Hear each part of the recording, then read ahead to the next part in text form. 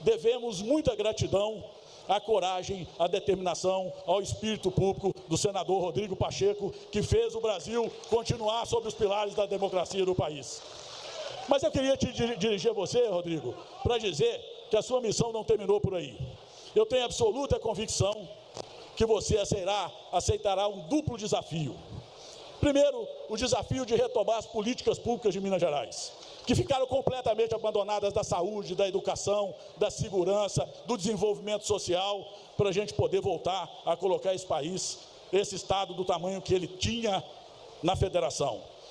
Segundo, porque você ajudará a continuar com as políticas públicas e na direção certa, nas mãos certas, o Brasil, na mão, com a sua, que eu tenho certeza, com a sua coragem de ajudar a gente a retomar Minas Gerais, você vai ajudar a gente a manter o presidente Lula até 2030 na presidência da República do Brasil. E eu queria te dizer, Rodrigo, que esse desafio é muito grande, mas tenha certeza que você tem aqui em mim um companheiro leal, um amigo determinado, aguerrido e corajoso para ajudá-lo nessa empreitada. Eu tenho certeza que os mineiros e mineiras de bem estarão ao seu lado para que você assuma o governo de Minas Gerais e ajude o presidente Lula a ser o presidente da República de novo. Minas dá exemplo ao Brasil. Aqui é Lula do povo, é Lula de novo. A democracia que alguns insistiram em negar, em combater e em evitar no nosso país. E agora, depois de tudo que aconteceu, com plano de golpe de Estado, com minuta de golpe de Estado, com depredação de prédios públicos, com cooptação da sociedade a partir desse conceito antidemocrático, pretendem anistia ampla, geral e restrita, como se o 8 de janeiro tivesse sido um passeio no parque. As instituições desse país funcionam. As instituições desse país reagem, as universidades, os movimentos sociais, o movimento sindical, os professores, os partidos políticos, todos nós temos compromisso com a democracia do país, que foi sim vilipendiada e atacada nos anos de 2022 e de 2023, início de 2023 no nosso país. Isso precisa ser dito, porque todos nós precisamos resistir, presidente Lula, e enfrentar esse movimento que existe. Os mesmos que negaram a democracia, negaram a ciência na pandemia e negaram vacina ao povo brasileiro, e mais de 700 mil pessoas morreram. Os mesmos que negam a democracia, negam a importância das universidades públicas e dos institutos federais, e a resposta é uma educação estruturante. Os mesmos que negam a democracia, hoje pretendem, repito, uma anistia plena, geral e irrestrita, que haverá de ser resistida por cada um de nós, homens públicos responsáveis. Por isso, meus caros amigos, eu tenho dito sempre que nunca foi tão importante nesse país os professores para poder formarem a nossa juventude, a nossa sociedade.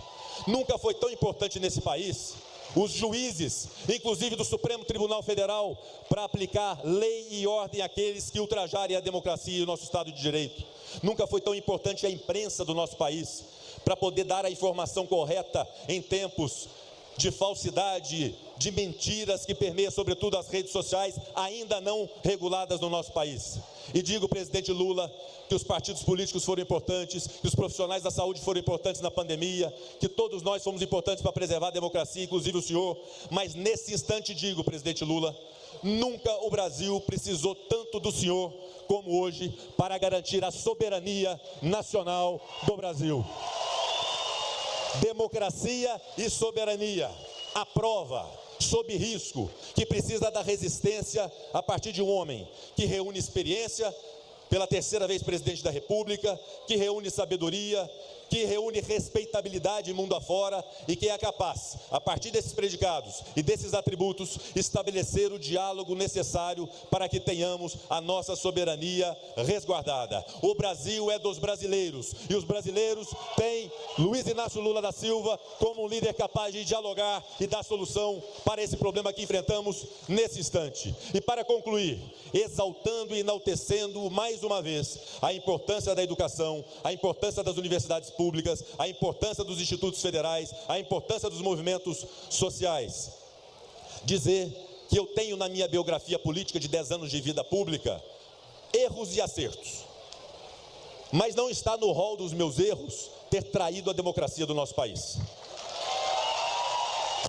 Quando presidente do Senado e do Congresso Nacional, em 2022, eu dizia aos quatro cantos em alto e bom som que o presidente que fosse eleito, a ele seria dado posse no dia 1º de janeiro de 2023, que a nossa justiça eleitoral precisava ser respeitada, que as urnas eletrônicas, que eram motivo de orgulho do Brasil, funcionam e não eram aquilo que esses negacionistas diziam em relação a ela, que nós tínhamos uma democracia forte, a democracia que elegeu pela 3ª vez Luiz Inácio Lula da Silva, e eu tenho muito orgulho nessa mesma biografia, de naquele dia 1º de janeiro de 2023, instantes antes daquela imagem que o presidente Lula subia pela 3ª vez a rampa do Palácio do Planalto, instantes antes, sentado na cadeira de presidente do Congresso Nacional, em uma sessão solene de posse do presidente eleito, lá estava eu sentado como senador de Minas Gerais a dar posse ao presidente legitimamente eleito por esse país, Luiz Inácio Lula da Silva.